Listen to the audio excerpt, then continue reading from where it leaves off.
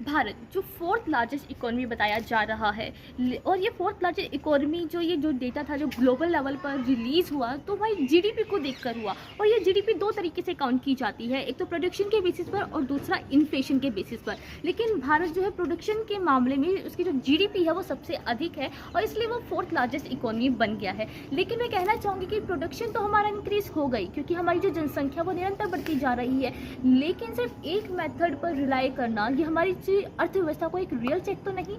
मैं बताना चाहूँगी, जब मैं पर कैपिटा इनकम की बात करती हूँ तो हम जापान जैसे देश जो फोर्थ लार्जेस्ट इकोनॉमी भी नहीं है, जो हमसे पीछे है, वो भी हम उसमें भी पीछे आ जाते हैं। हम जापान से भी पीछे हैं पर कैपिटा इनकम के मामले में। हमारे देश का युवा 20,000 कमा रहा है तो वहाँ के देश का युवा 40,000 रुपये कमा रहा है। वही मैं अदर इश्यूज़ की बात करती हूँ, एस्पेक्ट्स की बात करती हूँ, एडुकेशन हो, हेल्थ इश्यूज़ हो, तो हमारे यहाँ पर एडुकेशन भी इतना अच्छा नहीं है और ना ही हमारी हेल्थ इश्यूज़ के मामले में हम बहुत अच्छे कदम ले रहे हैं, बहुत अच्छा हमारी रैंकिंग आ रही है। तो ऐसा भी नहीं है। पर कैपिटा इनकम के मामले में हमारी रैंकिंग जो होती है वो 196 में से 144 होती है। और जब मैं ह्यूमन डेवलपमेंट इंडेक्स की बात करती हूँ तो भारत की रैंकिंग मुझे 194 में से 130 दिखती है। तो ये कितनी बुरी रैंकिंग है। उसके बाद हम कहते हैं कि भारत जो फोर्थ लार्जेस्ट इकोनॉमी बन गया है सिर्फ प्रोडक्शन के बेसिस पर।